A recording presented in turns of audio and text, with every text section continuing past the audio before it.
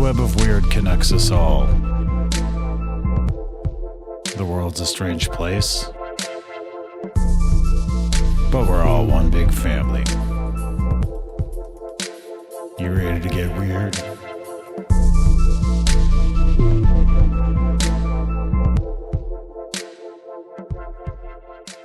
Hello and welcome back to Web of Weird. I'm Tall Paul. And I'm Little J. It's show number 2 today, and wanted to talk a little bit about Sasquatch. How you doing, big brother? Doing pretty good. Did you have anything weird happen this week? I always have some stuff that's weird. Some mellow weirdness. Got the mellow weird. Weirdness. Sorry. What about you? Stuff that was weird this week? What happened with you? Something cool did happen. I'm not going to get into a lot, but I did reach out to my guides, and I was asking to heal past trauma stuff in my sleep, and they sure helped me. I released a lot of old icky baggage stuff that was hanging around somatically in my body, so woke up next morning feeling great. That's good. Get some dream work going. My kid had a really nasty nightmare this week about our dog getting attacked by big shadow blacker than black shadow dogs with these grayish spots and glowing red eyes. Wow. So he had some dog sort stuff. of like shadow glowing eye dog dream. And he woke up really upset and came and got me and was telling me about these dogs that had attacked our otter dog. And yeah, it was a bummer. He was really upset, and it was really a visceral nightmare for him. And I just thought that was interesting, you know, the sort of black dog trope, you know, glowing red eyes trope, that kind of thing. Right. I was like, man, he does have a thing with being afraid of werewolves, but I mean, still, that whole like shadow thing.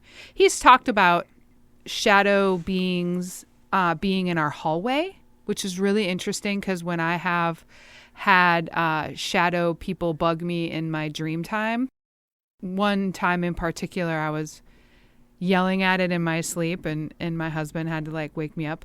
And I was being like, go away, like, effing go away, leave me the F alone, like, bugging me, because this thing was in the hallway, and it kept sort of messing with me. So I've had encounters in my dreams with, like, shadowy yuck happening right in this hallway area in our house.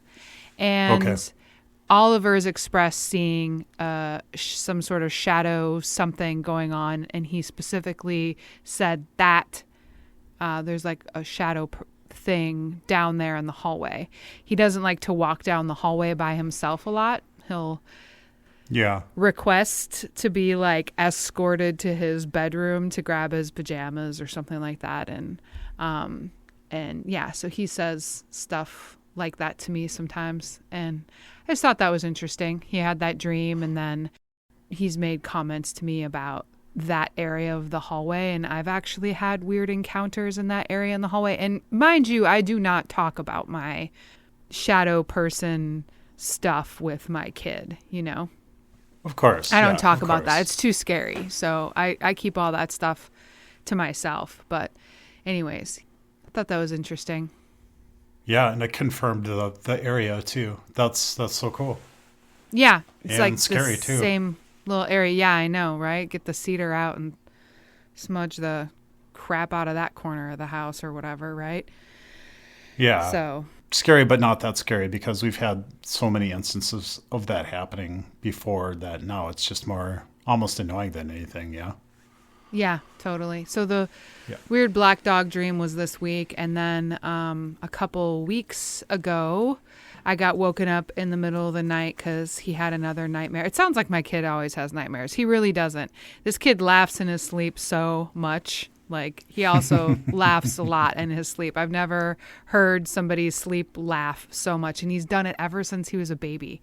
Ever since the kid could laugh, he would be laughing in his sleep. Like, what is a baby laugh about in their sleep when they're like 8 months old? You gotta wonder, like, what is he laughing at? Holy crap, though. That is so cute. I can't stand it. Yeah. I know. I'm like, what do babies dream about? I don't know. Yeah. But anyways, he woke up, just speaking of like, nighttime sort of like annoying invaders. He said he woke up and his eyes were open, and next to him, lying in the bed, was what he called a zombie. He said it was a sort of dead person, super white, corpsey looking person. And I said, how were they? Were they standing over you? And he said, no, they were lying in the bed next to me. And they were in like a child's pose, almost like what he showed me was like somebody that was sort of like on their knees, but like bent over, like in child's pose, right? With their Supine head or whatever. Yeah. Yeah, with their head turned towards him. And so he like woke up with this like weird white zombie-ish person laying next to him, all crunched up with its head turned, looking at him. And he said he was awake and his eyes were open. And he like got me awake, and he was pretty moved by that. And I was like, okay, this is what we're going to do. And I pulled open my phone because I have that prayer you sent me the one time for Archangel Michael. And I pulled out the note, and I said, this is a prayer to an angel, and this angel is going to come in and clean the house out. And if there's anything that's like not great in here, this particular helper is going to wreck shop on anything that isn't like full of love and light. And he was like, okay. And so I recited it for him. And then the next day he told his dad about it. And my husband just walked over to the bookshelf and picked up some sage that our friends had brought back from South Dakota.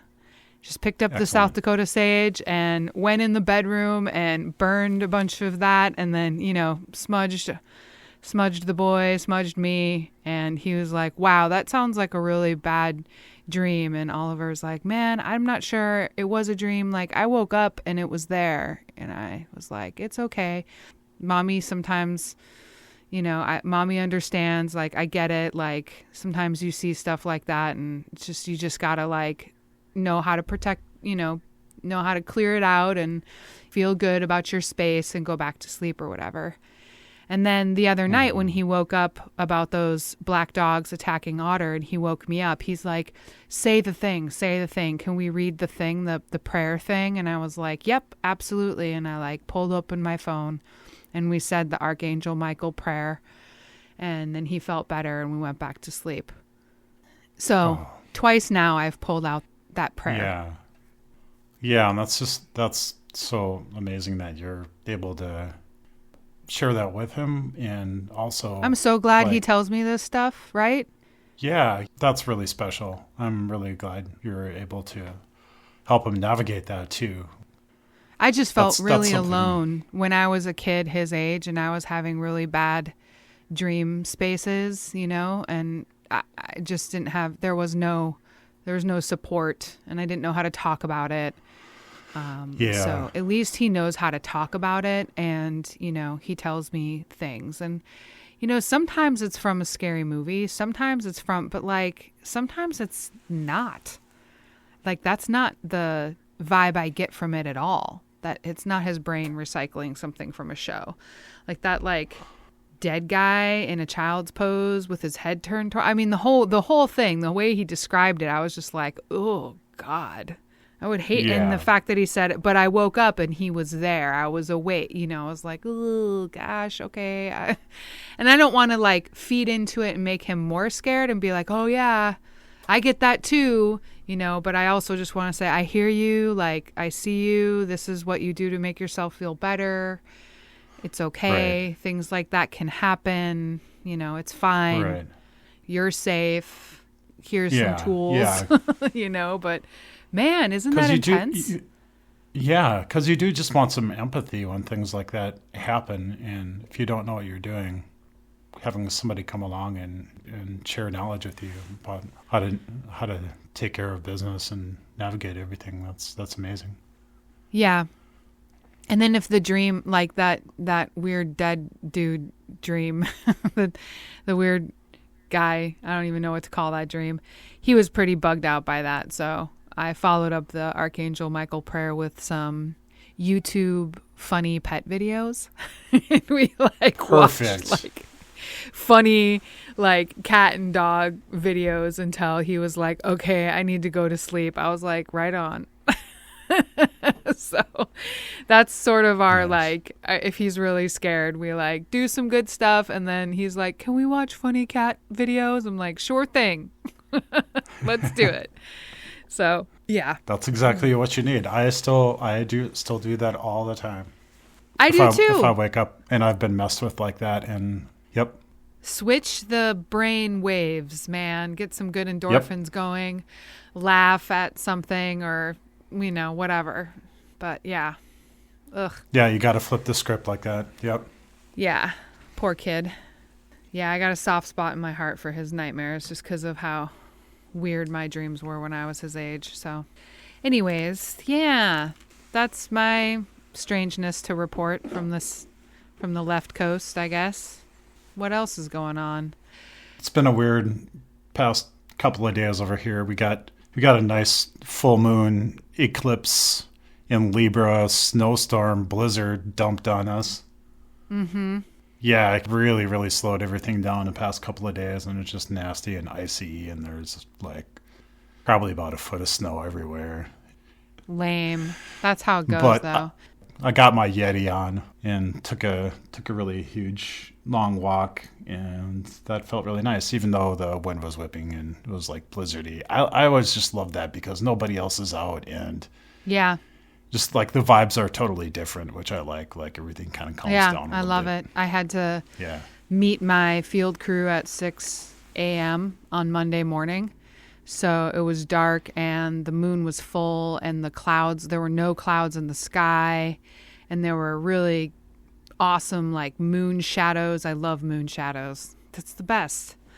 So, I mean, that was I was really tired because, whatever. My dog woke me up at 4:45, 10 minutes before my alarm went off, because there was a cat fight out in my backyard. Dude, these cats were going at it, Paul. They were doing their whole cat fight thing. But not only that, but they were throwing their bodies against either my wooden fence or something wood in my yard, because it was thunk, thunk, thunk. And I was like, whoa. And the dog started, getting all keyed up about it because the cats were fighting. And then he got up and was whining and kind of barking, and he woke everybody up. And then I was like, damn it, I have to get up at 5. And I look at my clock, it's 4:48. And I was like, oh. So dragged my butt out of bed. And then when I was cruising in my truck to go meet my field crew, it was okay, I just have to appreciate that there's a gorgeous full moon. It's all good. Because no one is up at 6 a.m. to enjoy this, and it was a nice moment. So I get to pass by the Bigfoot Museum out in Willow Creek every day I go into the field. I pass by there. I wave at the... That's so cool. I wave at the giant burl statue of Bigfoot. And I think of you, Paul. You're wearing your Bigfoot hat tonight, by the way. Nice Bigfoot hat. Yeah, I made sure to wear for the show. It's my favorite hat. Aw, it's cute. So we're talking Biggie tonight, huh? Bigfoot? Not Biggie. Yeah. Biggie. Bigfoot. Sassy. Sorry. Sassy. Okay, can we just talk about the brilliance of Sassy the Sasquatch for a minute? Holy buckets. Hats off to the Australian gent that did Sassy the Sasquatch. So good. We're talking about a cartoon that I found. I don't even know how I found it, probably because I was going down a rabbit hole, and I found this Sassy the Sasquatch cartoon. Yeah, made in Australia, and there's some aliens in it, and lots of Sasquatch, and there's a lot of weed in it too. Tons of weed. There's a lot of weed in it. Yeah. Sassy's kind of a stoner. Let's say it. I mean, whatever. It's fine. But it's pretty funny. It's pretty great. Oh, it's Sassy. Sassy the Sasquatch. Oh, it's so brilliant, though. The art is great. The art is really good. Yeah, there's not a lot of dialogue constantly all the time, so it's kind of slower moving, but they made it really gorgeous. And the creator of the cartoon actually made all the music for it too. Oh, and he does most of the voices, or like him and his like couple of friends that he roped in to it do all the voices. Yeah. He does all the music. He does all the sound effects. He writes it. Yeah. He does all the art. It's like a one-man band kind of deal over there. It's kind of like Mike Judge a little bit. Yeah. I forget the creator's name, but whatever. Hats off to you. Check it out. Sassy the Sasquatch. Yeah. So Bigfoot, where did it all start? Like, what's up with your Bigfoot journey? Like, where did you first hear about it, or what's your first memory of encountering it? Not encountering a Sasquatch, but encountering the subject or culture, I guess, of Sasquatch. Yeah, the subject came about probably in a very similar way to yourself, I know, because you talked about this quite a bit. But kind of going back, I think probably the first time I even came in contact with anything about it was Leonard Nimoy's In Search Of, with the Patterson-Gimlin film. And that just really blew my mind. I also know that I think they had little clips of Patty on Unsolved Mysteries too, as well. But those kinds of things led me to the school library, where I found Daniel Cohen. Library. Yeah. Oh, we were children of the 80s. There was no internet. You had to find stuff at the library. Yeah, there was no internet. So we had, I had Time Life books and Daniel Cohen for my weird. Daniel Cohen being the first, though. And I'm trying to remember the name of the book. I know I had looked for it again, and I found exactly the same book that I had read, but it covered Bigfoot, the Loch Ness Monster, and the Kraken. And I'm pretty sure that's kind of the long and short of it on that one. And then I also discovered like Bigfoot has different names all over the place in different countries. Like there's the Yeren, the Yowie, the Yeti. Anyway, that just blew my mind. I was thinking like, wow, okay, so it's not just in the woods in the Pacific Northwest. Like that's everywhere. And that just blew my little kid mind. So that was my first contact with the culture. How about you? I think similar, like somewhere in there, I saw the Patterson-Gimlin film, sure. And that was probably on In Search Of. Although I don't have any actual memory of seeing the In Search Of show or like identifying it as In Search Of. I might have just been too small, too little. But my first sort of big recollection of Bigfoot was, okay, like don't laugh at me. So, our cabin was in Wisconsin and there's a fishing museum. Wasn't it in the town of, was it Spooner or where was that? What town was it? Spooner? No. Hayward. Hayward. Yes. Hayward. Yes. Yes. Thank you. Okay. So the fishing museum in Hayward, Wisconsin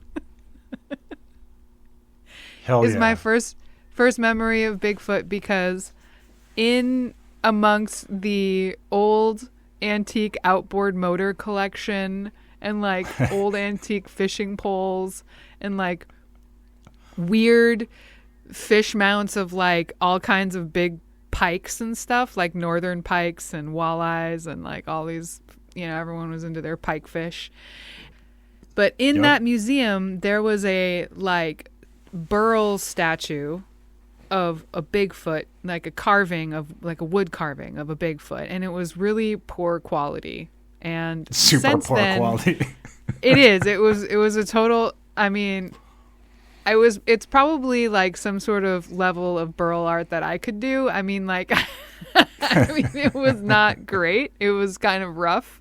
It was a rough shot thing, but you could tell, you could tell it was a hairy man. You could tell it was a Bigfoot, and I think maybe there was a casting there as well, and then maybe there was some newspaper clippings that they had framed of a local sighting that had been in the paper right in that area. So, yeah, the Patterson-Gimlin film was there, but then sort of in our backyard, so to speak, over in Hayward, which was like, over I don't know, Hayward. 20 miles from our cabin or whatever. And but I mean, I guess it kind of got in my brain because it was like, oh, okay, that thing was sighted here in the woods here. I play in the woods here. What is this, hairy guy? What is this wild man? And yeah. And for a while I thought maybe I just made that up. I was like, was there really a Burl statue? And so I decided to do a little Google image search for Hayward Fishing Museum and a Bigfoot statue. And yes. On the travel advisor website, where people, it's kind of like a social traveling website, and they'll load pictures from their vacations and stuff so you can see people's vacations. And on some random somebody's TripAdvisor page, I found a picture and I was like, oh my God, there's that. There it is. It exists. It still exists. This travel advisor shot was not that long ago, maybe 2015 or 2016 or something. And yeah, so I was like, okay, I didn't make that up. There was a Bigfoot statue in the fishing museum in Hayward. There really was. And so yeah, it's on the internet now. I was pretty impressed that I was able to goog that up, I love the internet. Good memory. For things like that. I'm like, did that exist? Did I make that up? Nope, it's there. It's right there. So good memory. Yeah. Yeah, I totally forgot about that one. I'm sure that if you saw a picture of it, you'd be like, oh yeah, that crappy statue. I remember that. It's really poor quality. Anyways. Oh, you sent it to me. You sent it to me recently. And when I saw it, the memories came back right away. I was like, how did I even forget about that? Because I must have sent it to you because that's probably when I did the Google search. I was so tickled with myself for finding that. Yeah, so it jogged your memory. That was a good one. Yeah. Yeah, because I remember seeing it. It was totally disproportionate. It had really, really stumpy legs. It had really short legs. Yes. Yeah. It had really short legs and a really, really big torso. And a super uggo face. And I was like, okay, I don't know what to say about that. But that's where I started to conceive of Bigfoot, or there's the Sasquatch sightings and encounters being a very local thing. In Wisconsin, it wasn't just a Pac Northwest thing. It wasn't far away from me. It was in our vicinity of where we were playing alone in the woods, all by ourselves, with no adult supervision, because it was the 80s. Just wear your life jacket, kids. That was the only rule. Yeah, right. But not that I feel bad about that. It taught us a lot about a lot of things, to canoe around by ourselves and be out there by ourselves, We do learn a lot of self-reliance. Yeah, that's for sure. Yeah. Yeah, we learned, problem solving and probably some critical thinking, don't get the canoe stuck in the muck or whatever, So yeah, I don't know. That's the beginning of Sassy the Sasquatch in my world. And then didn't you also have the experience of turning around and going to the library too as well, looking for books? Well, the library was all about the Time Life books. The Time Life books were a big deal because there was one on ESP, and there was one on, and I also was kind of fascinated with psychic ability when I was a kid. There was a book that nobody I know has ever heard of in my entire life. It was called The Girl with the Silver Eyes. Do you remember this book? No one ever does. It's okay if you don't. I don't know. That's kind of a deep dig. Okay, deep cut. Girl with the Silver Eyes is this girl that sort of is discovering she's got like telekinetic and psychic powers. And then she starts connecting with like other children who have these powers. It's very like, I don't know, in the vein of like that flavor of what were the twins, the kids from Witch Mountain or whatever, like the... Oh, Escape from Witch Mountain? Oh, Escape yeah. from Witch Mountain. Yeah, it was kind of, it had that sort of vibe to it, but how it all panned out, which this is kind of weird, how it all panned out in the book is the mom had taken something when she was some sort of medicine that the doctor prescribed to her when she was pregnant with this girl. And any mom that took this medicine had like a psychic kid or like somehow influenced the development of psychic powers in these children, and they all had like little different psychic powers or whatever. Isn't that, it's kind of dark. Like the mom took some weird medicine, some experimental medicine or something when she was preggo. Anyways, I thought that was really weird. Yeah. So anyways, kind of obsessed with like psychic stuff ever since I could read and, you know, whatever. I read a lot of weird stuff. I was such a bookworm. A Wrinkle in Time was like one of my favorite books. About like, you know, dimensional time folding, sci-fi, witchy, all of it was like in a book, which by the way, the movie was like such a huge disappointment. The book was way better. The book was the bomb. I remember loving that one. Escape from Witch Mountain was great. And something Wicked This Way It Comes, Ray Bradbury. That was great. When I was really little, do you remember Mrs. Pigglewiggle?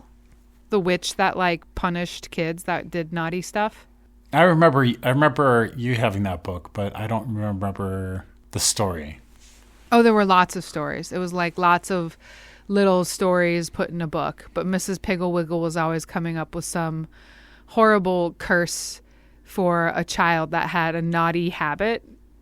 Like there was a kid that like didn't take baths, and so Mrs. Pigglewiggle like made these magic seeds, and the parents sprinkled them on the kid, and the kid like sprouted radishes or something out of his body or whatever and got super traumatized. So then he took a bath.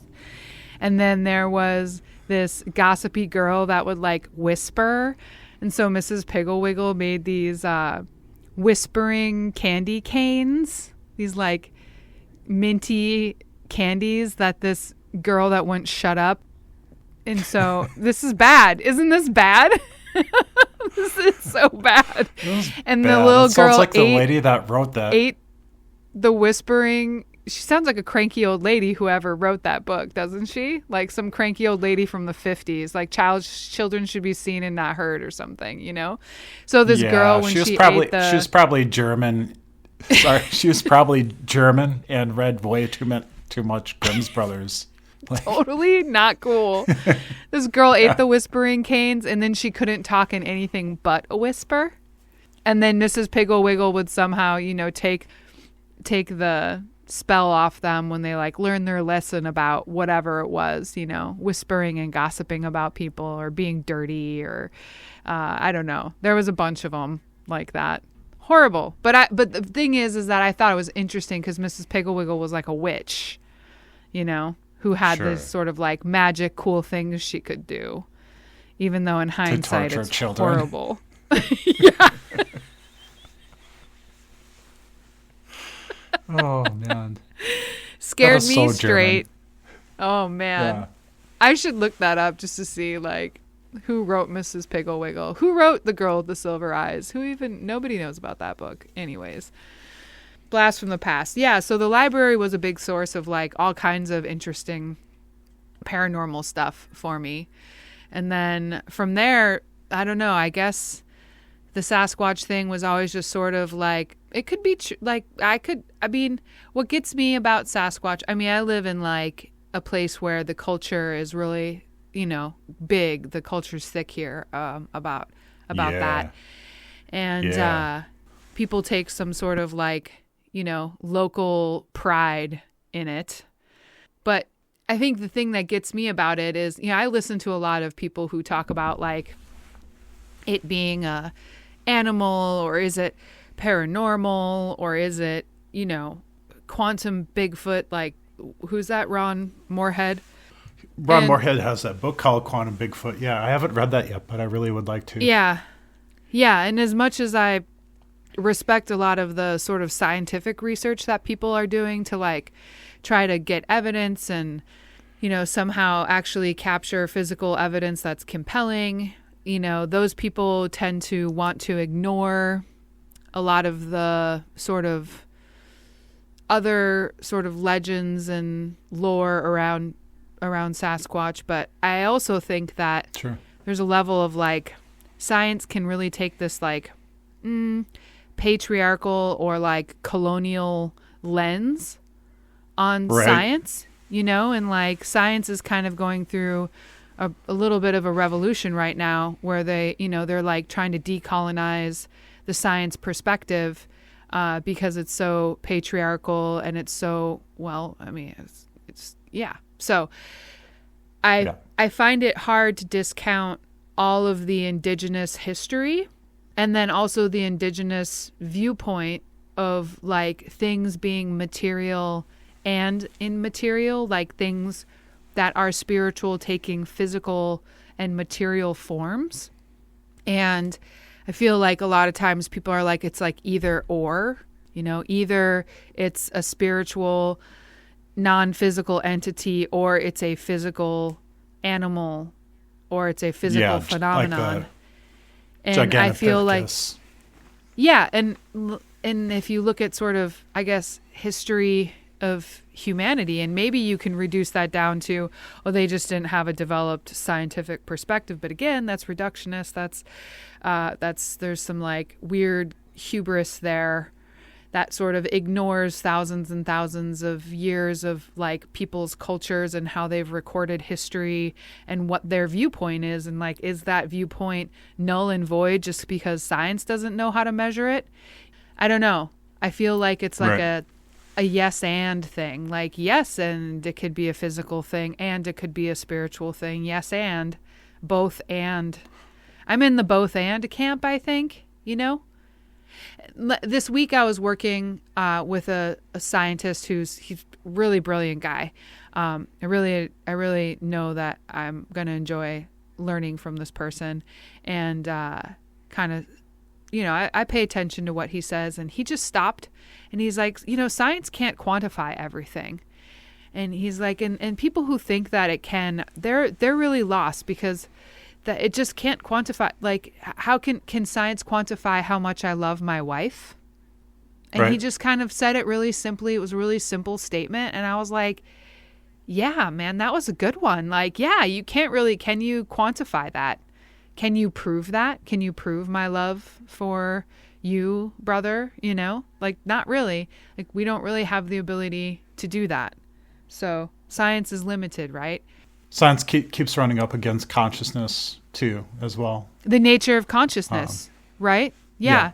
And also like the observer effect, right? Like we talk about the particle wave is that electron a particle or is it a wave, and how it changes and how it goes back and forth and how the observer affects it presenting as a wave or a particle. Like all of that's science stuff. That's proven, they know that is a thing. So I don't think science has figured itself out yet, all the way. I mean, I think there's a lot of cool measurable stuff and a lot of things we've learned.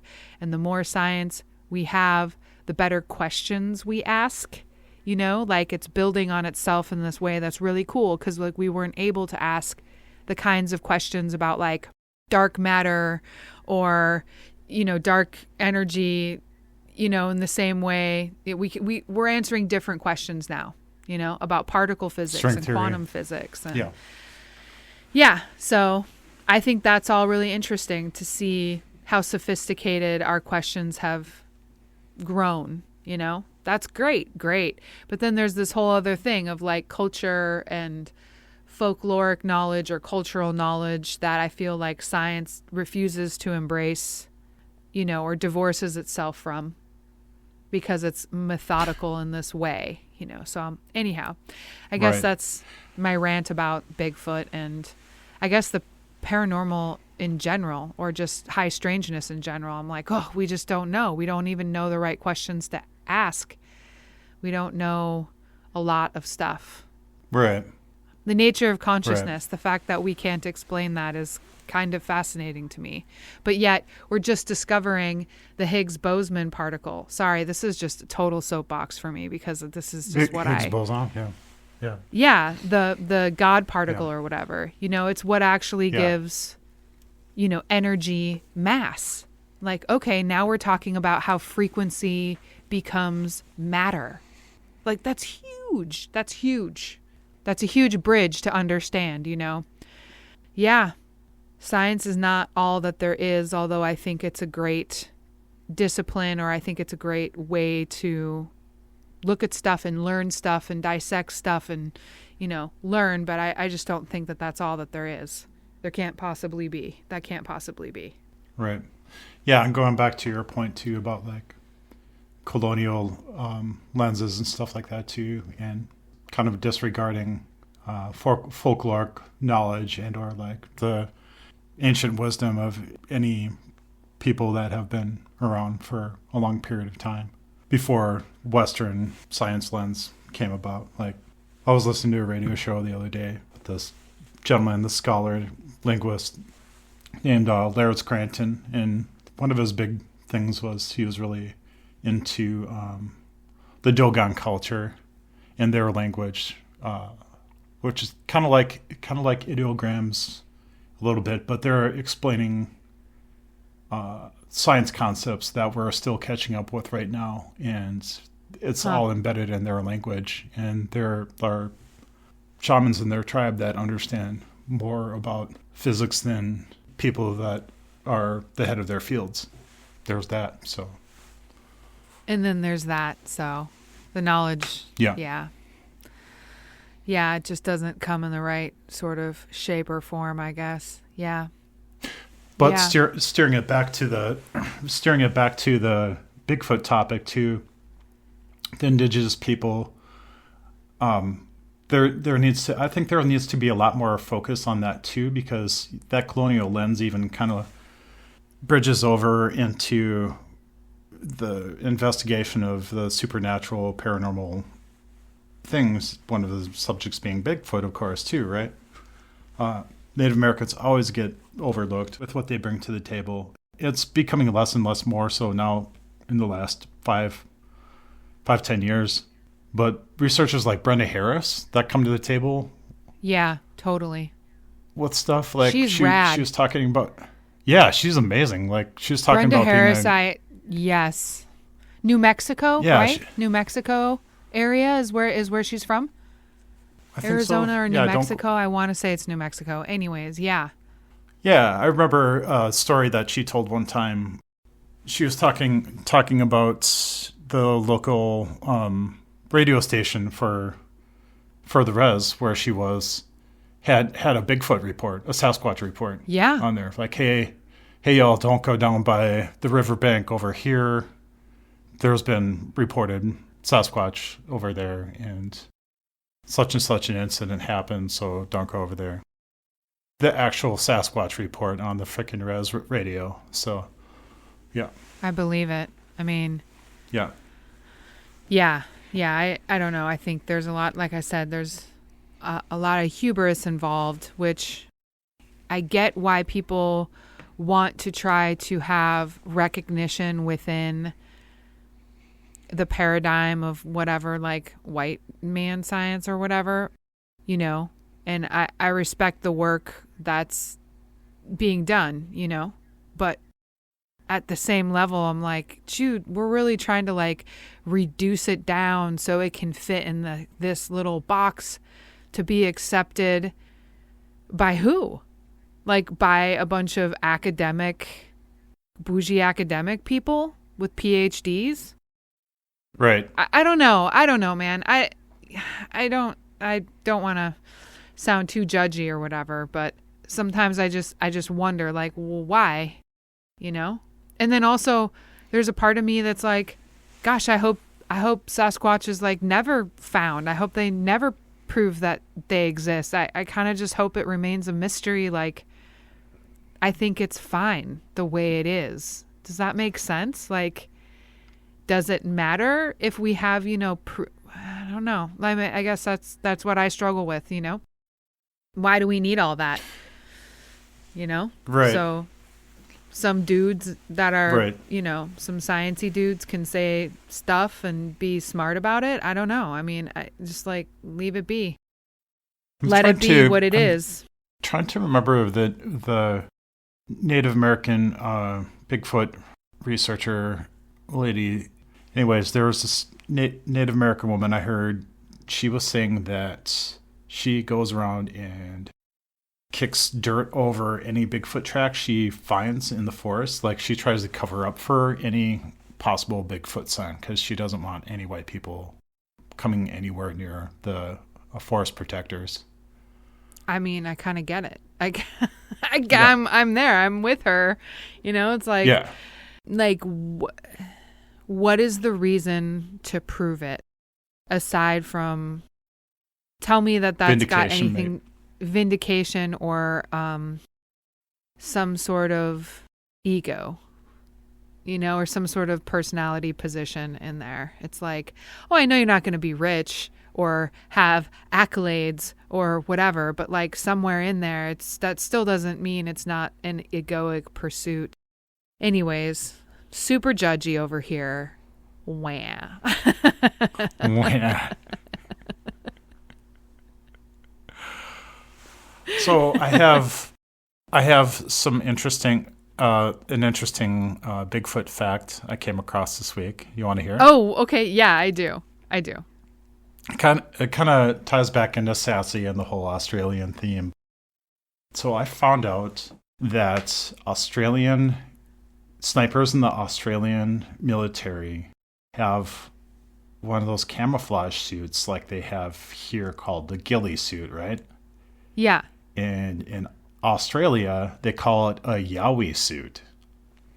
Oh, cool. And I thought that was super cool because...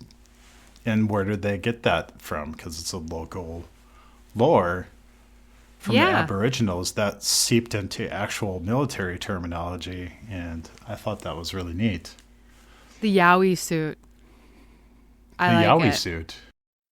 And I actually kind of found out some more stuff about... So I got interested in the ghillie suit and found out that came from a Scottish term for another cryptid. That's kind of like a shorter, smaller version of Bigfoot. In Scotland, called the ghillie doo. Yeah. What is it called? The ghillie what? The ghillie doo? The ghillie doo. Yeah, ghillie doo. Apparently very, very able to camouflage itself, blend in with like the color of moss and trees, no problem. Has a tendency towards rescuing lost children in the woods and bringing them back to the road. Sound familiar? Huh. Also, apparently has like a connection to being good luck for hunting and fishing too. Okay, that's cool. That's interesting. I didn't know that the ghillie suit went back to the... That's really cool. Scottish. Yeah. So here we have the cryptids creeping into military terminology. I just thought that was really interesting. So yeah, I love it. That's fantastic. Yeah. Should we talk about you want to talk about the Patterson-Gimlin film? That to me is pretty bulletproof. They've thrown so many science brains on it, like people observing the actual anatomy, how it moved. They had the hoaxer that claimed that they hoaxed it. Yeah. That funny rancher guy that says he hoaxed it anyways, but they can't produce Bob Hieronymus. Yeah. Bob he's Hieronymus, an interesting fella. who lives... Very interesting fella. Yeah, Bob Hieronymus. He and Bob Gimlin are neighbors. Yep, by the Yakima Res. I think that's funny.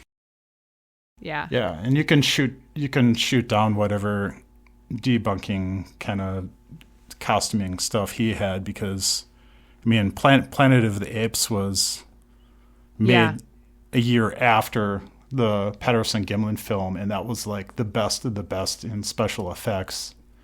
And one of the guys who actually worked on the special effects for Planet of the Apes actually was observing the Patterson Gimlin film. He's like, yeah, there's no way we could have done any of that with what we had at hand. Not even close. Yeah. Interesting. Yeah, that was... And basically saying that Bob Hieronymus was full of it. So, well, I guess cast doubt, for the skeptics to keep on, skepticking and stuff. So there have been a lot of hoaxes that have been proven. Those are also interesting. I don't know. But yeah, the Patterson Gimlin is kind of a fascinating video. It's also interesting to me that the original, source material has been lost. So like it can't be definitively proven or disproven, right? So I find all that stuff really kind of fascinating. It's like, ooh, if it was real, we can't know that either because, it's been disappeared. So yeah, that's probably exactly what happened. Somebody disappeared it. But we have a Bigfoot celebration every year here up in Willow Creek. There's a parade and like a little, it's like a little fair. It's like a small town fair kind of deal. There's like booths and games and food and whatever. And so that's definitely like pretty interesting because it's up in the mountains of Willow Creek, and which is a really teeny tiny town. People don't quite understand. It's just not, I don't know what the population is, maybe a couple thousand. I don't know. Willow Creek is small, but lots of people turn out for that. It's very, people have a lot of pride about their Sasquatch here. So that's fun. That's a fun thing to do. Was that nearby the area where Oliver made a Bigfoot call into the woods one time and there was a reply? No, that wasn't there. That was somewhere else. We were at a place called Big Lagoon, and he always whoops to see if he gets whoops back, kind of no matter where we are. And he got whooped back at when we were at Big Lagoon. But who knows? It's a populated place. People recreate there. There are people in the woods kind of all over there. Mushroom picking. They live there. There's a little, I wouldn't call it a town. There's just sort of a bit of a village down in the Big Lagoon Park area. But anyhow, yeah, he's gotten some whoops back. We had kind of a compelling situation happen to us last summer when we were in southern Humboldt, or Sohum, as the locals like to call it. We were in Sohum camping at a campground on the Matole River, and all about this. I told you about this. It was quite an ordeal because I caught some audio, and maybe we can splice the audio in here, somewhere in today's chat. Yeah, no, I'd love for that. I know there are two different recordings and some varying different sounds too. Yeah. And there are some things I didn't catch on audio. There are some things that just sort of happened over the course of the couple of days that we were there. Maybe I should just talk about all of it. I don't know exactly where to start, other than we were there for 2 nights, and the first night we were there, I had to get up in the middle of the night to go pee because that's what happens. I call it my me and my husband were joking about how it's my squatching alarm. Is I just drink water before I go to bed, and then I'll get up in the middle of the night, and then we can go. So, anyways, yeah, totally. So we're there like hanging out. We're doing the river thing. We're there with another family. And our campsite is on a marine terrace, like an alluvial terrace above the river. And actually, I looked at a mapping application today just to see like how far away my tent was from the actual riverbank, because these recordings, you can hear the water in it. And I could tell from measuring on the mapping with a mapping tool, I could see that we were about 250 feet away from the Mattole River. Our campsite is like up above, you like have this like gravel bar, and then it like bumps up onto this little like terrace area where the whole campground is. And our camp is right there, and the river sort of wraps around the campground. It kind of comes out as like a little little like flat terrace rounded thing that the Mattole River sort of winds around or whatever. And yeah, along the northern side of the Mattole, there are some flat areas like this campground, and there's a couple of like ranches and farms and things like that down there, where the ground is actually like flat enough for people to like farm and have some homesteads out there. But then across the river, the landscape juts up quite steeply. Like, geez, we're talking like at a pretty steep grade. Like I want to say 45 plus degree slope, so you're going just up, 50. I mean, you are just going almost vertical, I mean, it's like, it's more than 45 degree slope, because it's like you're practically climbing vertically to go up this slope that's on the south side of the river. And that's all just solid forest. And it goes into large acreages, with some are just privately held, sort of big ranch type homesteads. I mean, we're talking probably thousands of acres. People own maybe 1,000-acre ranch or 600-acre ranch. All these properties are really large, and then it butts up right against BLM land, the Bureau of Land Management land. And all along the range, there's a range there called the Kings Range, is this coastal range that runs right along the coast. And the Kings Range is all just wilderness, right? So on one side of the river, you have human habitation, right? And on the other side of the river, it's just wilderness for vast expanses of wilderness, right? Okay. Right. So the potential to be very, very squatchy. Potential. Just lots of habitat. There's lots of things to eat. There's lots of water. There's not a lot of humans out there, I'll tell you that much, I mean, there are some, but they're all very clustered, right? They're clustered where the land is flat, where you can farm, where it's easier to traverse with your cars and such along a road. There's a lot of real rugged wilderness out there, and the terrain is really steep, right? So like where it's flat, that's where usually you find the bulk of the humans, is like where it's flat, along these like river alluvial terraces. So anyways, we're camped at the north side of the river on this campground. South side is just goes straight up. When you're sitting at the river bar, all you see is just like a giant slope in front of you and forest and trees, and that's what your view is down at the river, right? So the audio that I took was about like 2:30 in the morning on Saturday. This is Saturday, August 5th in 2023, so this was just last summer. And the audio I took was approximately 2:30 in the morning, and I had to go pee around 2, and it was one of those things where, you're like in your tent and you're cozy and you're like, oh man, I gotta pee so bad. I can't go back to sleep until I pee. I finally I do it. So I get up, and the dog goes with me because he just makes me feel safe to have a big 90-pound dog with me when I go pee in the middle of the night.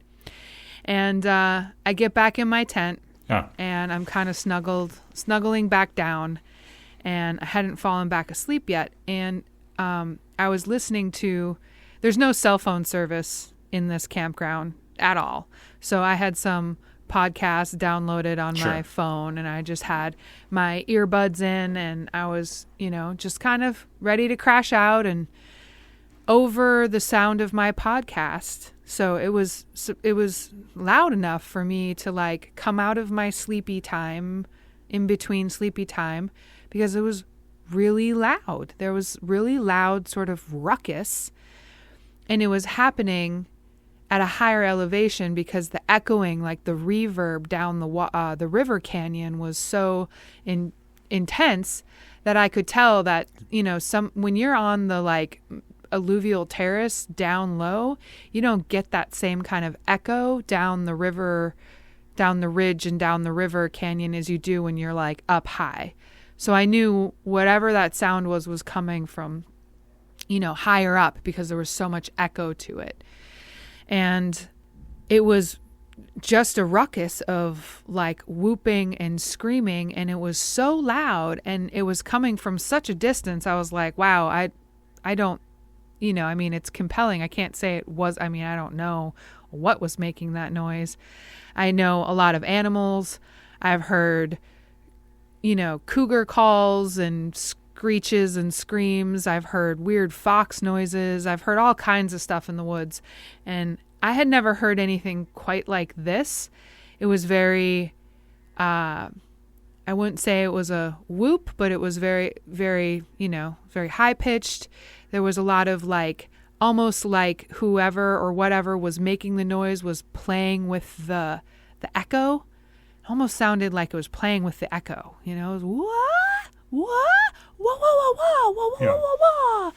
And then, very high pitched stuff. And unfortunately, the recording was on my iPhone, and there's a lot of noise interference. Like my dog is breathing in this recording. You can hear him laying on me, like breathing.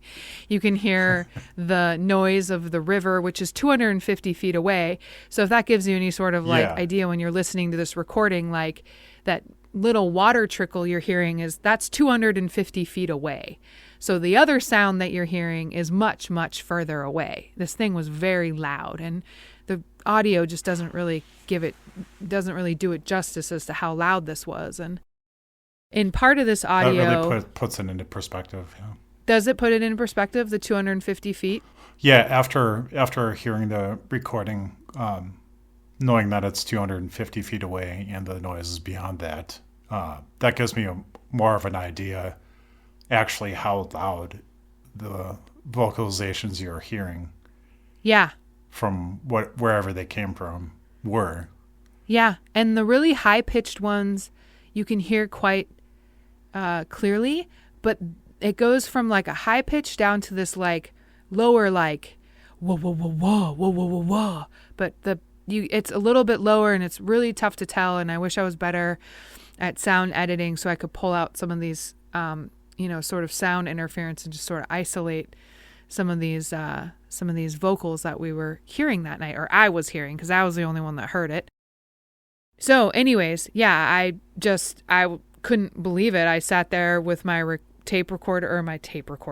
iPhone recorder at 2:30 in the morning, and I captured, I don't know, about 5 minutes from when I started hearing, and so it went on for a minute because I had to come out of my sleep stupor, understand what I was hearing, and then like fumble to put my earbuds away and like get my phone recording memo out.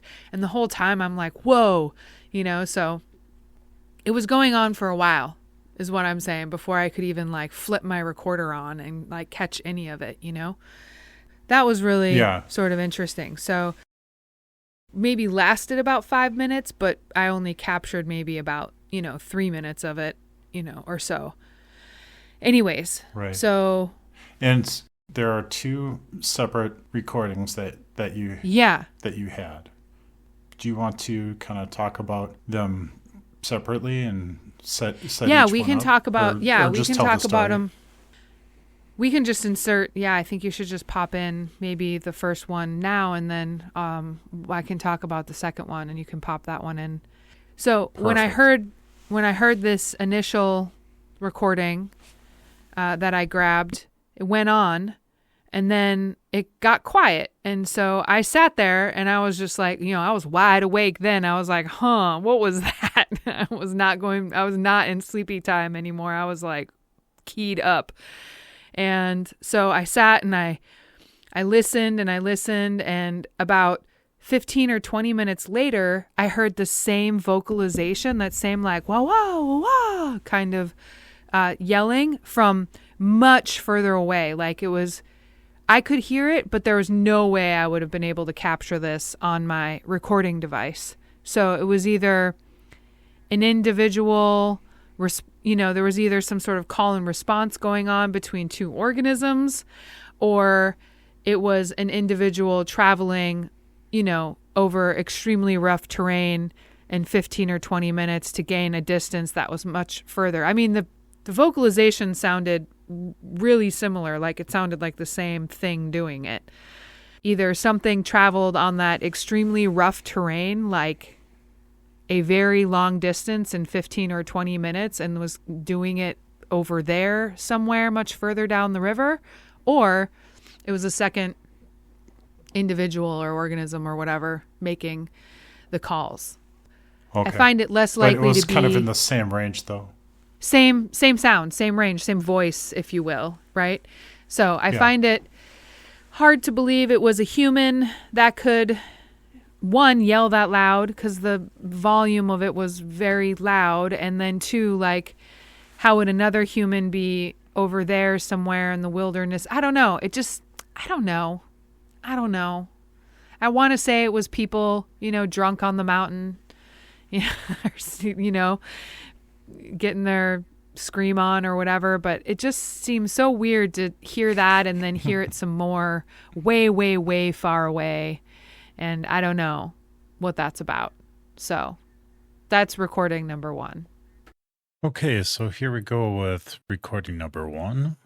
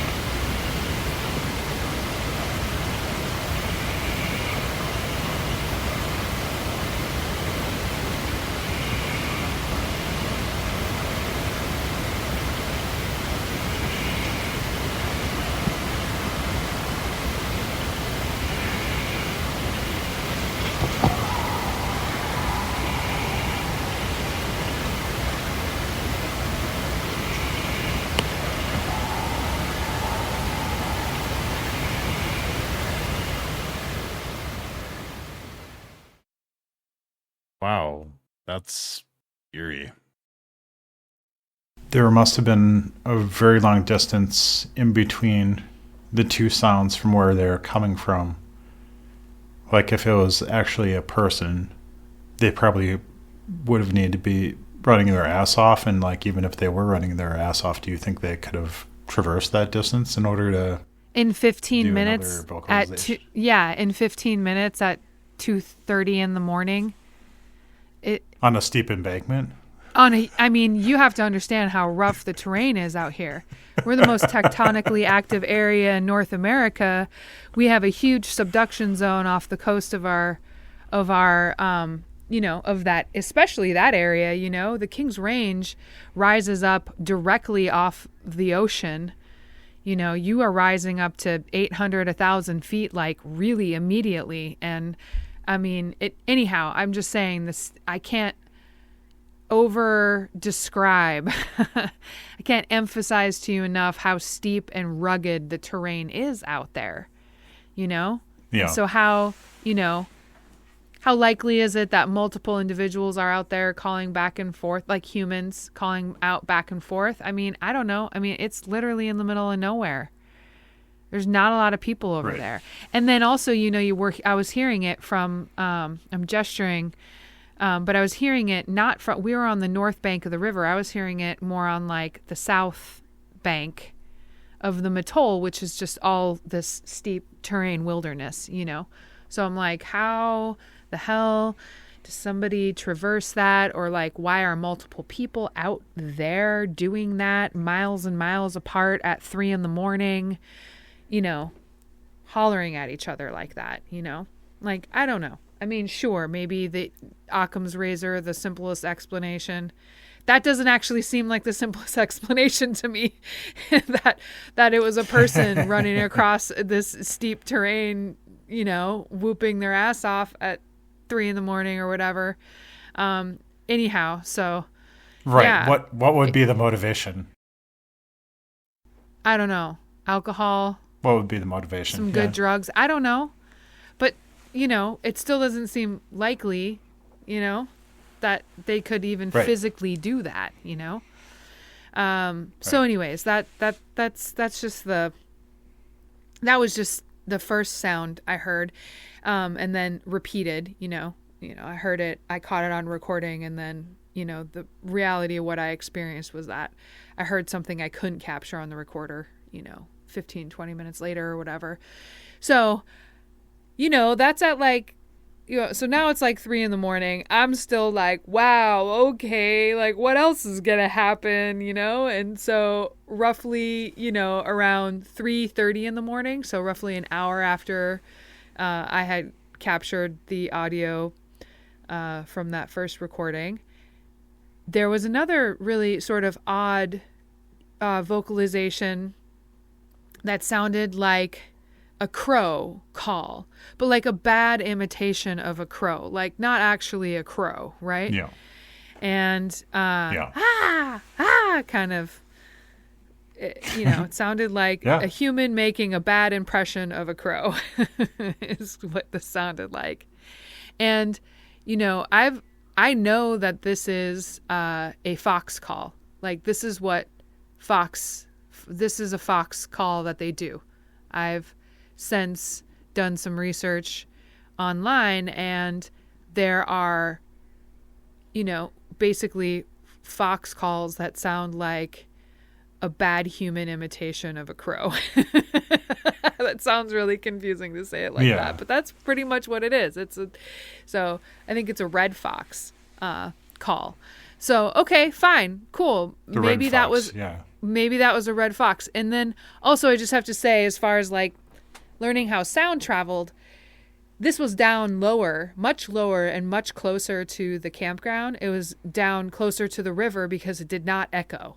Did not echo like the other recording did. So you can really tell like between these two recordings what an elevation difference does for like how echo acts in this Mattole River area. So, that's kind of an interesting comparison between these two audios, even though I think it sounds like fox. The really weird thing is, and this also didn't, it's just the nature of this whole thing. But what didn't get picked up by the recorder was in between a couple of these weird crow sounding calls that happened, there was a whistle. Okay. And the whistle is not picked up on the audio. And because the whistle is much further away and a lot softer, but I could hear it. Okay, so pause for the cause, and here's recording number 2.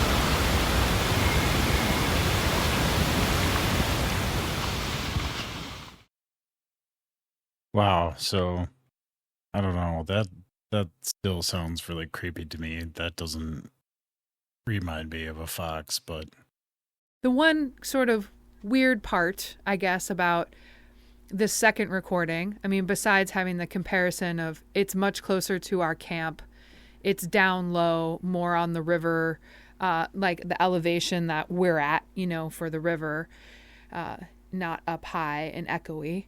So that's interesting. But then I think the other thing that's interesting is there was this whistle in between. So it was like this cawing and this call, this fox call. And then in between it was a whistle, like a shrill whistle. kind of there's like a reverb to it a little bit. There's what'd you say? Like a shrill, huh? Okay. Shrill, but like not like a solid kind of whistle, but like a reverb to it, not a vibrato, but like a vibration to the whistle, if you will. And so that was something I physically heard and could not catch on the audio. So that's the story with the two recordings I caught. I can't really say. I feel like the first one is really compelling. I feel like the second one I can really rationalize away as a fox. So I can't really rationalize away the whistle that was happening in between the fox calls. Right. But I don't know. That's that. And then I woke up the next day and I was talking to my husband. He's like, "Oh yeah, I heard all of that last night." I'm like, "Well, what did you hear?" He's like, I thought it was some annoying kid in the campground that wouldn't shut up and was cawing like a crow at dawn." And I was like, "No, okay, yeah, there was that, but did you hear this other thing?" And then I played it for him and he was like, "I did not hear that." And I was like, "Okay, well, this is what I heard. This is the one that I was really like keyed up about. This other one sounded like it could be an animal of some kind." And so he's like, "Okay, babe." And he's kind of joking. He's like, "Okay, babe, we're going squatching tonight." And I was like, "Okay, how are we going to do that? Because we have like a kid who's sleeping in the tent. Like, we're not like, I'm not going to go squatching. I'm not going out there." Like, he goes, "Well, let's just sit in our camp chairs out here in front of the tent." And I was like, "Okay." "Okay, sounds good. That's how we'll go squatching tonight." He's like, "Okay, so you'll wake me up?" And I was like, "Yeah." And then this is where it became a joke about my squatching alarm was just to drink water before bed and not go pee. And then that would wake me up. It's like, that'll wake me up if I just so that's where drink water and I don't pee. And then I'll get up to have to go pee and I'll wake you up. And he's like, "Okay, sounds good." So like that was our solid plan, So I know this sounds so stupid, right? But it's amazing. Well, it works. Let's just say it's effective, man. I know my mommy bladder can't hold it all night anymore. So around like it was after midnight ish, before 1, I started to have to pee. So I'm like rustling, kind of half asleep, half awake, and I hear one huge owl call. It was really loud, right? It was really loud, and it was in the campsite. It was like in the campground, not too far away from us. And of course, in my mind, I'm like, "Ooh, owls, that's a Sasquatch thing, but I'm like, whatever. I just kind of am still drowsy, and I go back to sleep, and I don't hear another owl call, and I don't hear anything. I was like, I should really get my recorder out and record this, but I'm too tired. And which is weird, right? Because you'd think I would just be on it, but no. So one really big, very deep owl call. And I was like, that's sus, but who knows? Maybe it's just a big owl. I kind of big hoot. doze. What's that? That's big hoot. Big hoot. It's the big hoot. That's so dumb. I love that. Big hoot rhymes with Bigfoot. So I go back to drowsy, have to pee, half awake, kind of way of laying there. And all of a sudden then I hear this other animal noise, and it's like right by my tent. It's just a few feet from my tent. And it is a two-toned noise. Okay. And I'm going to do my best to explain this noise because I still don't Okay. know, and I've looked on the internet for like what animal this could be. But there is a bass component, like if anyone's ever heard of a grouse, you know, they make that like bassy, like whoo, whoo, whoo noise in the bushes, right? When they're like, you know what I'm talking about? The grouse, that like bassy grouse noise that those birds make. Anyways. I'm not much of a hunter, but I mean, Well, I'm not a you don't hunter need to be a either, but hunter to know that, but I spend enough time in the woods where I hear grouse and stuff. Okay, so yeah. bassy noise is happening, and then on top of this bassy noise is this trilling, chirping kind of noise, but it's literally happening at the same time. It's like hoot, bass, hoot, and then my sound effects are horrible, but there's two tones happening at the same time, and I don't know a ton of animals that make two-tone chirping noises. Maybe, and the only thing I can think of is like, I don't know, maybe it was like a flying squirrel of some kind or some other kind of nocturnal chirping kind of animal, but this thing it was a very sizable sound. And at first there's one, right? And I'm thinking, and I don't know why in my head I thought, listen to that flying squirrel. Like, what the hell does that even mean? Like, in my head, I thought it was a flying squirrel. I don't know why I got that impression. They're nocturnal. They make chirping noises. I don't know. But I would love to find out if somebody knows about what animal call this chirp is, because it was two-tone, bassy, like real low frequency with this ascending, trilling, thrumming, almost like thrumming noise of a chirp that ascended in sort of like a scale, like a note scale. It ascended in a scale, so it kind of went from lower to high, lower to high, thrumming upwards. And it could have been Roselle. It could have been what? Roselle, the beatboxer. Dude, for real. Some of this. Do you know what I'm talking about? The guy that can make like a bunch of different sounds at once. Yeah, a bunch of different sounds at once. Yeah, it was nuts. And then there was like one that was doing this bassy thrumming two-tone thing. It was just one organism doing this, and then all of a sudden it crescendoed, and there was like, I don't know, like a half dozen of these things doing this all at once. And at first it was just one making the noise, and then all of a sudden it crescendoed into like maybe six things making this ruckus. It was like this huge like rush of noise, and then it was like total silence. And I was like, whoa, I'm awake now. And like I was like, should I get my recorder out? Like, I don't really know what to do with that. Like, it was over.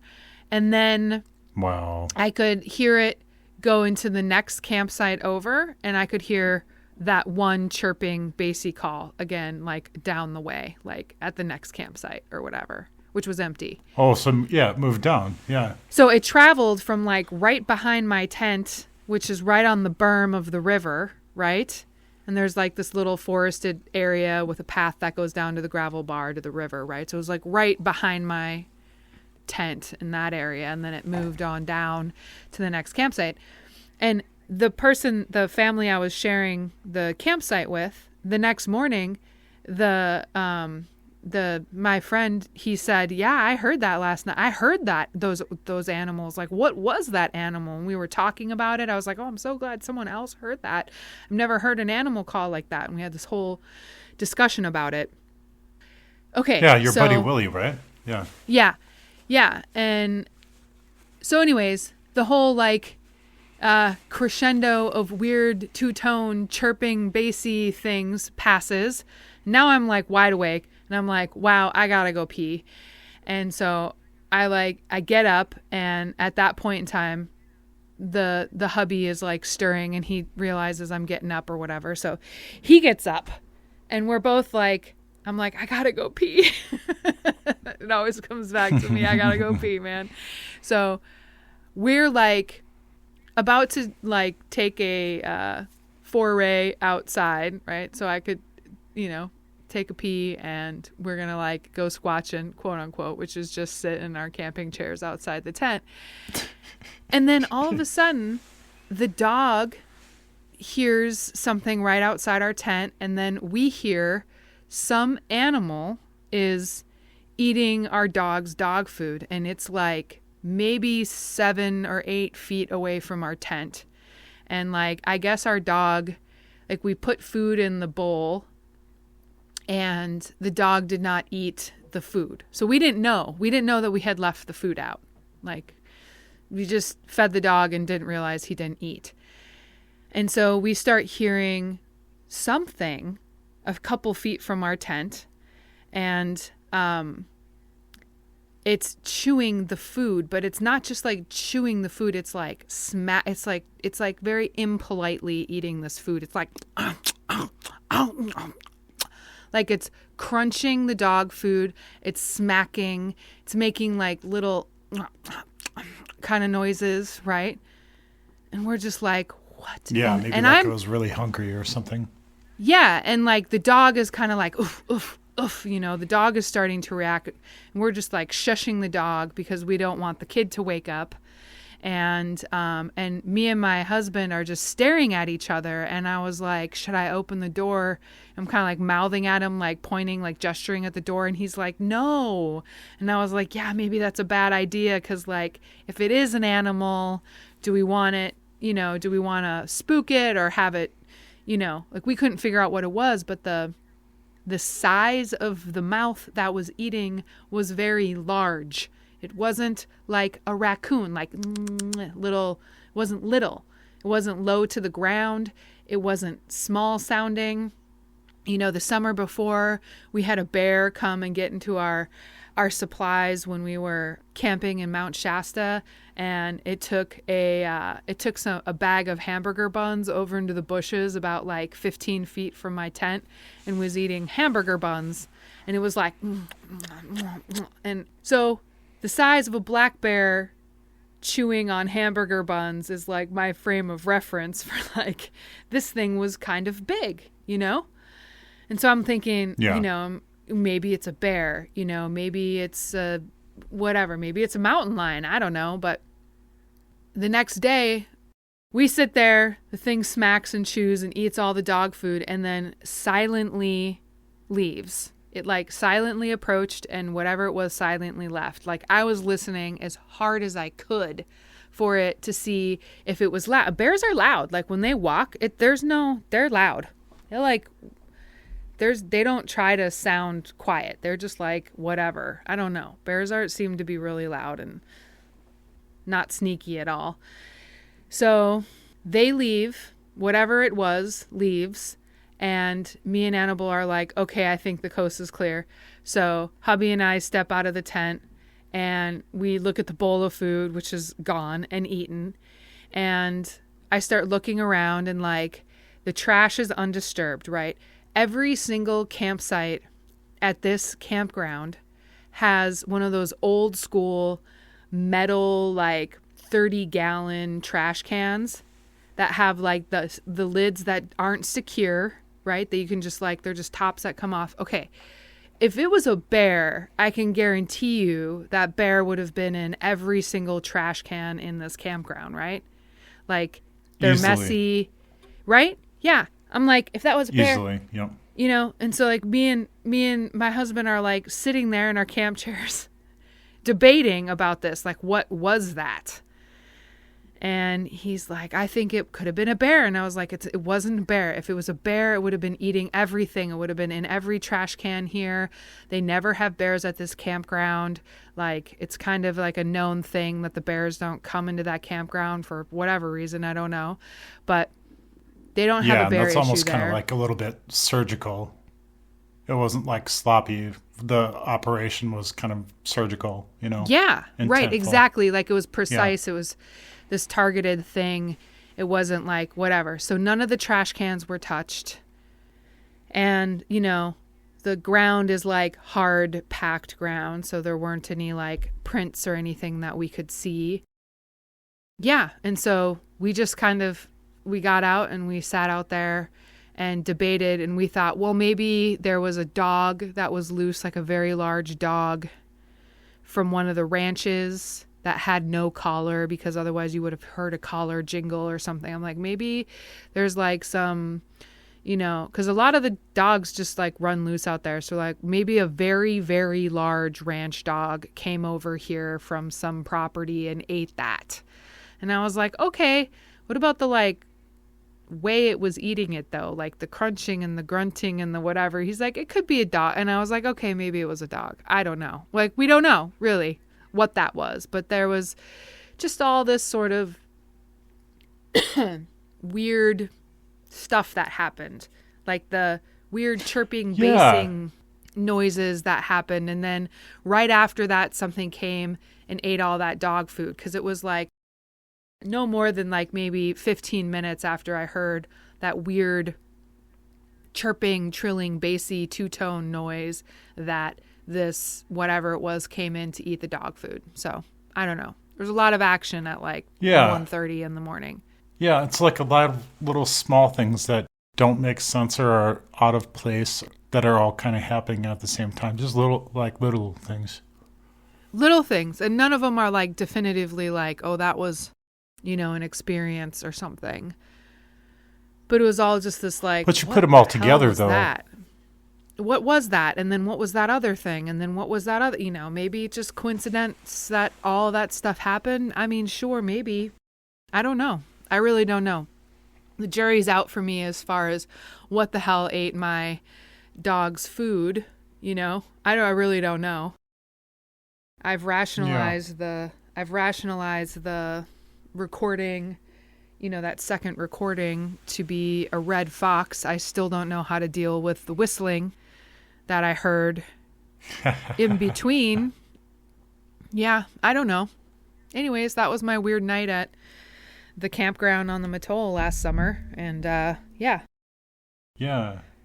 Also thankful that you shared those recordings with me. I remember when I heard the first one, I had my special Tascam headphones on so I could really, really hear stuff. And the way you kind of set it up made me kind of know what I was listening to a little bit more. You could really hear the rushing of the stream nearby. It was kind of a pretty loud sound. I thought maybe it had just been like kind of static from the recording, but no, it's actually like the rushing of the river. So it's like, okay, I got that. I'm like imagining the bend in the river and the water rushing by, and right. But when I heard the first sound on that first recording, it made my skin crawl. That was just, it really creeped me out. It was super eerie. That was my first response, and I thought I was hearing two different tones happening at the same time, which I just thought was really weird too, and kind of creepy. And it's hard to tell because of how much echo is involved with it. But yeah, it almost sounds I can understand why you would say it sounds like there's maybe two tones, or like maybe tones switching very quickly from low to high or something like that, So, yeah. Yeah. Yeah. It's very, very eerie. Yeah, and then the second one, like you said, absolutely, just sounded like a bad person doing a bad impersonation of a crow or something like that. But yeah, I almost kind of like to challenge a little bit the red fox debunking, and like, not really challenging, but I think that's awesome. Like, and it's also very important to be able to debunk yourself. That's very, very important, I think. But part of me just kind of wanted to say right away, maybe it was something imitating a red fox and not necessarily a red fox. And that's why you're hearing the whistling in between. I mean, maybe that's true. There's a lot of encounter reports about, owl calls derailing into, an ape noise, or derailing into a not so great owl noise. It's like, so animal call mimicry is been reported as a thing, right? So even though I can identify it as a fox call, you know, it is, you know, a smidgen compelling that there was that like whistle in between, you know? Right. Yeah, I had to play devil's advocate a little bit. Be like, what if that was something just imitating a red fox because it heard it in its environment? I know, but like Miss Analytical brain here is just like, well, you know, it's definitely, that's what fox sound like when they do. That is a fox call for sure. You know, that's what they sound like. Yeah, that and they do live around there. Yeah. Oh, yeah. Oh, yeah. There's a lot of things. I do not know. I mean, I'm pretty good at a lot of animal noises. I've heard a lot of, you know, like elk bugling. Elk bugling is an insane noise to hear in the middle of the woods. I heard that when I was doing my, I used to do botanical surveys for timber harvest plans. And so I would do a bunch of, you know, backcountry trailblazing through timber harvest areas, looking for rare plants. Sure. And I heard a lot out there, you know. I learned a lot when I was doing those surveys. You know, the first bull elk I heard bugling, I was like, oh my God, what is dying over there? And then I circled back to the meeting place with the other botanist I was working with that day. And he's like, oh, did you hear that elk bugle? I was like, oh, that's what that was. Okay. You know, no, I never heard that before, you know. So, I mean, over the years I've done, you know, I'm not like a field veteran, you know, yet, but I've been out enough in some really remote areas to where I've like seen and heard things. So I at least can identify some stuff. So yeah, I don't know. The whistle though, I don't know. I don't know about what that was. And I wish the recording was a high enough quality to have picked that up. But whatever, it is what it is. Yeah. It is like one of our favorite places to camp. So I will be going back there. And I am thinking I'm going to bring I have like a Zoom recorder, like a better quality recorder. And I've got like mics and stuff that plug into it, but I'm considering buying maybe some sort of like, not like a parabolic mic, but some sort of mic that's appropriate for recording nature audio and stuff. I don't know if I want a parabolic mic. I think that just might pick up too much stuff because they're really powerful. It might be too busy. Yeah. Yeah, it might be too much noise, you know. But I'm looking into seeing like maybe what mic might work good in a setting like that to where I could just maybe have it triggered, you know, when noises are happening, you know, and it flips the recorder on. And I think my recorder has all those capabilities. I just have to set it up. So, yeah. So yeah. Yeah, don't bother with game cameras either because they almost never work. No, you know what? The Squatchies turn them off a lot. Yeah, and when we were driving back from Atoll, my husband's like, I'm buying a game camera. And I was like, well, from what I've heard, the batteries get drained and and he's just like, I'm buying one anyways. And I was like, okay, well, he's like, because if it wasn't a Sasquatch eating the dog food, we would have gotten a picture of what it was. And I was like, touche, good point. That's true. You could rule things out. Exactly. Yeah. So, okay, I'm like, cool, yeah, buy the game camera or whatever. So now we have a game camera and he sets it up in our backyard and we've caught so many interesting things. We caught a fox in our backyard. I mean, we're in the middle of town. We are in the middle of town. We've got a fully fenced backyard, but we do have chickens. But it came up onto our patio to eat pumpkin guts. Oh, right. Around Halloween, yeah, but it was a full fox. Yeah, I could see. Raccoons, lots of cats coming to our backyard that would be to hunt and probably stuff. Attracted to the chickens or the chicken noises. Our game cam catches a lot of stuff. So next time, when you go back to your camping spot, would you consider like trying trying some gifting? No. Not yet, or you just don't like that? I feel like that would be, what am I trying to say? I don't think I know enough to know about that. So to sort of open the door to whatever that might open the door to, I'm just like, yeah, probably Sure. not. I mean, Sure. I'm usually with my kid there. I've got a dog and Oh, a 100%. little boy. Yeah, I didn't think about that. I am not entirely familiar with what it is that I'm sort of engaging with. So yeah, my like hyper vigilant nature is just like, that's just, I'm a nope on that. I don't know. Yeah, this Mama Bear. Okay, I get you. Yeah. And for people that aren't aware, just real basically, like there's a tradition for Squatchers to go out there and leave food gifts. Apples are a really big one. I've heard of a lot of people leaving dog food out too. Actually, that's really common. Dog food's a thing, yeah. I don't know. I've heard mixed opinions in the quote unquote Sasquatch research community, whatever they want to self-identify as.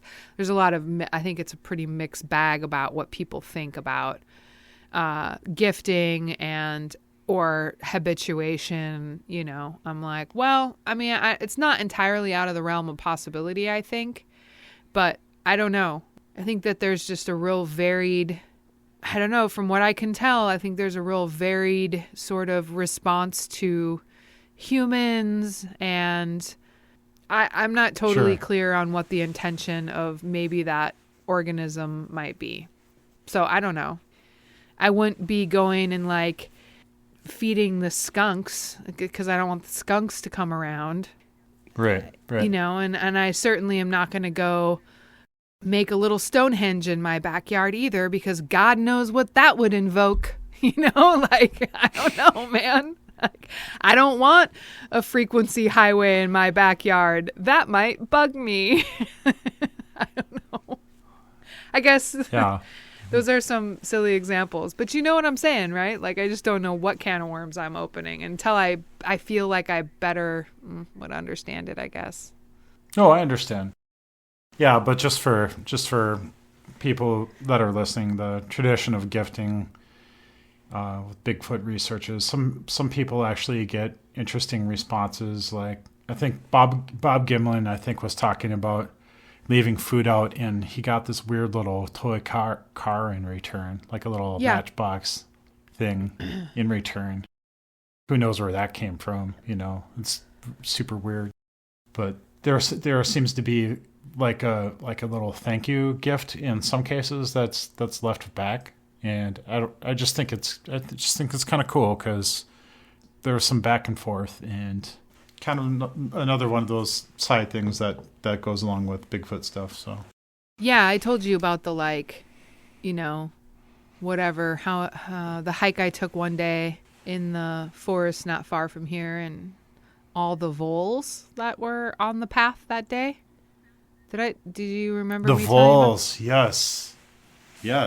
Freshly killed voles, and there were like no less than, I want to say 9 on, and I'm talking like a 5-mile loop through the redwoods. Again, these are like woods that come into town, but the back of this forest butts up against a bunch of timberland and all kinds of just wilderness, right? And I was just taking a walk, and I just kept noticing these, like, right in the middle of the path I was walking on were like freshly killed voles. And at first I was like, oh, maybe it was like some other predator, a mountain lion or something, because there are mountain lions that are up there right next to town and stuff. Every once in a while we'll see a mountain lion on the university campus or whatever. And but yeah, I was just like, why would a mountain lion leave a vole, you know, instead of eating it? It seems like that would be like a little smidgen of a snack, like it would just eat it, you know? Like, why would it leave it in the middle of the path? And it was also freshly killed, like the blood was fresh, hadn't coagulated yet. Yeah. And I know because after like about the 3rd or 4th vole on the path, I started to like really look at them. and really examine them. And yeah, one of them had its head torn off, and there was a little pool of blood that hadn't coagulated yet, where the head wasn't anymore. And like, yeah, I just was like, wow, what's up with these voles today, And yeah, I just thought about that gifting thing. I mean, I don't know. There's nothing that says what that was that did that, but it just got to be interesting, after about, the third or fourth one, I started counting, and I think my count got to about 9 that day. And I was like, wow, I don't know. 9 dead voles in the middle of the path where I'm walking in this 5-mile little loop, Maybe a adolescent Sasquatch had a crush on you or something like that. Leaving you a little presents. Maybe. She'll like this.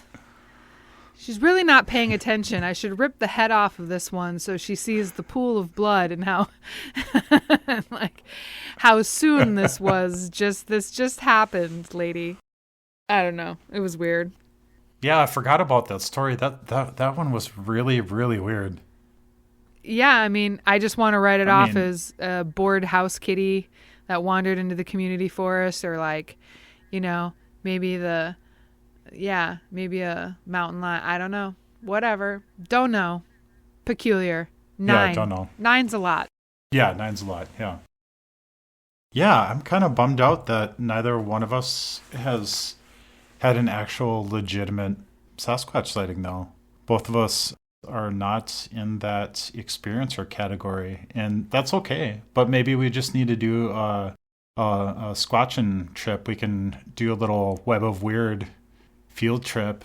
Yeah, I'm game. I think I would be game to do different things if I was just solo, if I didn't have the kid or the dog with me, I get into a different place when I'm in, mama bear mode or whatever. But I would definitely, Sure. I mean, there's a part of me that's like, I'm okay, I guess, with not having had an encounter. I'm also okay if that is, I guess, what's out there for me to find or experience. Like, I'm good with that. I don't know. I have mixed feelings about that. I also have mixed feelings about, I'd really have to feel like I had a good approach and a good intention with it all, and that right. We will go to a place where maybe there might be encounters or activity, but maybe we research it to a place where maybe it doesn't feel like it's so aggressive, because, I've heard of places here, oh yeah, go out on that road over to those high alpine lakes over on that road. They're there and they will not be stoked if you show up. Okay, yeah, maybe that's not where I want to go squatching. I don't want to go poke that beehive, so to speak, I don't want to do that. I don't want to be that asshole, Just do it in a respectful way, kind of like some of the habits we were shown from Lakota people, when you come up to a new piece of land, drop some tobacco and say something kind of along the lines of, hey, I come to this place in a good way, that sort of respect level. It's interesting you say that, because when I do my field work, I try to mentally hold that space, especially when I start in the morning. Hey, yeah. I might, I know I'm kind of a dumb human or whatever, I come to you from a humble place where I know I don't know, and I ask that you kind of take care of me. I'm here to try to take care of you. I'm not here to be of harm or to take away. And, I try to sort of hold that intention in my heart before I go out on my field day. When I'm putting on my boots and my gear, I sort of, I'm looking at the land and I'm feeling in my head, I'm just I'm trying to just do, I'm just trying to hear, you might see me digging a hole to look at the soil, but I'm here to preserve special places and try to help, in whatever humanly way, little puny human way that I can help. But that is, I don't know. Yeah. Sometimes I feel like that helped me find, I know this sounds crazy, but that helped me find some of the rare plants when I did the timber harvest botanical surveys and stuff. Like, just go out there That and does say, not like, sound crazy to me at all. this is why I'm here. And if you want to show me where those things are, like, I'll do my best to help, basically, Right. Yeah. Coming out of a place of honor and respect, like, and from the heart too. Yeah. That's, Yeah. It also doesn't hurt to be able to identify serpentine geology, though, because a lot of rare plants grow in these, like, serpentine soils, right? I'm a soils nerd. So I would find those areas and I'd go there first. So, geology helped too. Maybe there was a little science involved with that too, maybe just a little bit. But, yeah, I mean, I always tried to, I felt like it kept me, maybe it was just enough to keep my anxiety down, because when you're, like, backcountry, when you're traversing backcountry, like, with no paths, and you're just, like, canvassing an area for plants or whatever, surveying an area for plants or whatever, it was, like, high anxiety, So I feel like if I asked to be taken care of, it made me feel safer, or it put me more at ease or something. It didn't necessarily make me feel safer, but it put me at ease. yeah, that makes a lot of sense to me. Yeah. Try to get right with the land before you go out there and do stuff with it or to it or whatever. Absolutely. Yeah. Anyways, Well, so I would love it if we did a Web of Weird squatching adventure, though. I would just have to, really think about and ask, I guess, with good intent, like, where we could go, to do that. But I know some people that would probably take us places. Yeah. Yeah. But you'd have to come all the way out here, brother. Oh, no, that's the fun part about it. We could go squatching and you for a could hang visit. out with the otter dog. He would love you. Yeah. And my nephew. Oh, yeah. your Oh, yeah. husband.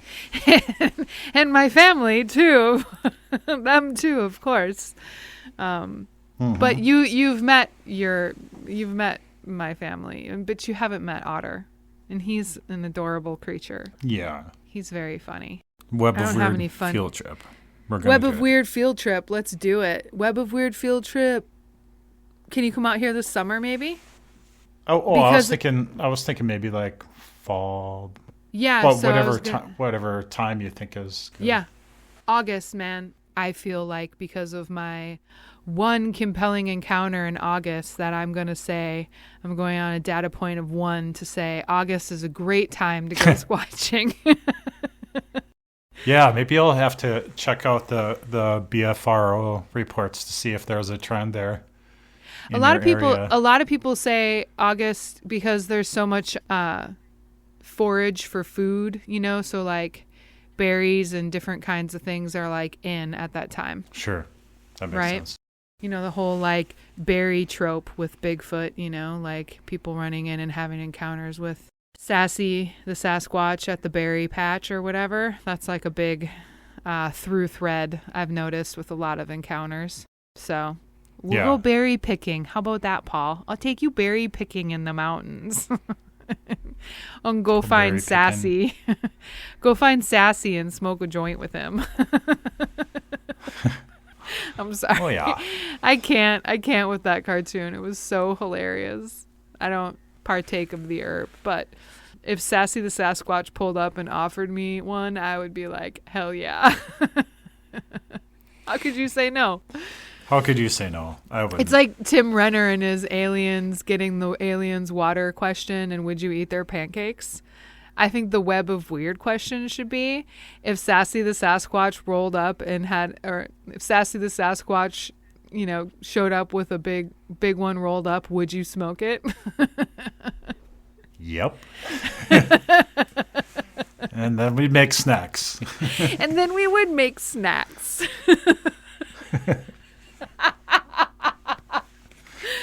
Oh my God. Some Sasquatch pizza, pizza bites, maybe some lemonade.